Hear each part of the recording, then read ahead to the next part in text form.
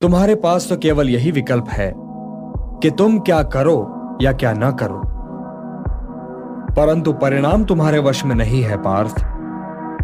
कर्म फल तुम्हारे वश में नहीं है। तुम्हारे अधिकार की सीमा इस विकल्प पर समाप्त हो जाती है कि तुम युद्ध करोगे या नहीं करोगे, किंतु युद्ध का परिणाम तुम्हारे हाथ में नहीं है। यदि तुम विजय चाहो भी तो यह आवश्यक नहीं कि विजय तुम्हारी ही हो जाए, तुम्हारी पराजय भी हो सकती है। किंतु यदि तुम विजय से मोहित नहीं होगे तो पराजय से भी नहीं घबराओगे।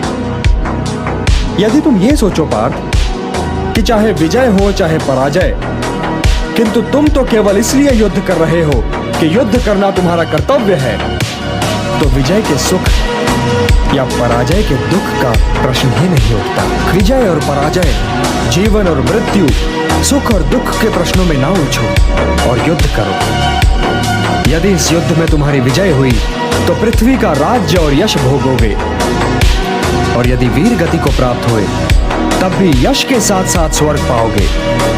इसलिए हे कौन्तेय, उठो, सुख दुख, लाभ हानि, जय पराजय सबको समान समझो और युद्ध करो, कि यही तुम्हारा क्षत्रिय कर्तव्य भी है और मानव धर्म भी।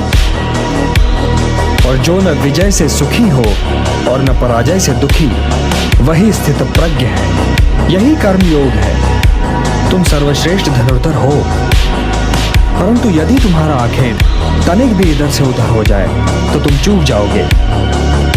तुम्हारा अधिकार तुम्हारे वाण संधान पर है, तुम्हारा अधिकार तुम्हारी दृष्टि पर है, परंतु उस मृग पर तुम्हारा कोई अधिकार नहीं जिसकी ओर तुम बाण चला रहे हो। हे धनंजय, सत्पुरुष कभी अपने अधिकारों की सीमा का उल्लंघन नहीं करते।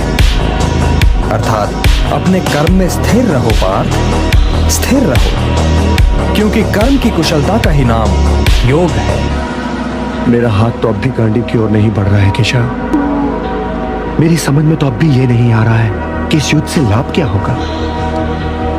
तुम ये निर्णय केवल इसलिए नहीं ले पा रहे हो पार्थ कि तुम इस क्षण को केवल व्यक्तिगत लाभ और व्यक्तिगत हानि के तुला में तोल रहे हो। यही तो मोह का बंधन है पार्थ, यही तो तुम्हारे शोक की जड़ है, और इसीलिए तुम्हारा ये कायर, पलाय और कलंक में डुबोने वाला शोक न तुम्हारे हित में है और न ही समाज के हित में। यह शोक न वर्तमान के लिए शुभ है और न ही भविष्य के लिए। लाभ और हानि की इस कामना में न भटको पार्थ, न भटको, केवल कर्म करो, कर्म।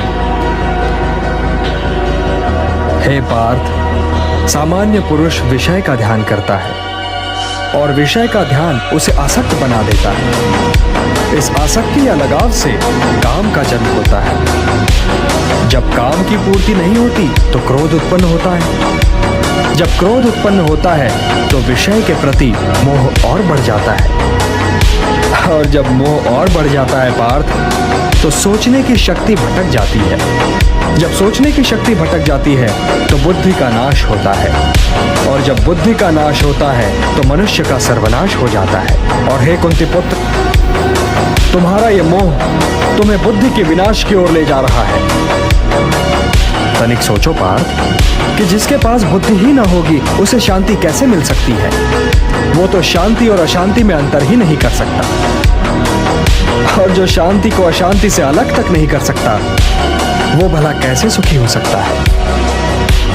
हे पार्थ, जैसे पवन के झोंके नाव को भटका देते हैं, वैसे ही कामनाएं बुद्धि को भटका देती हैं।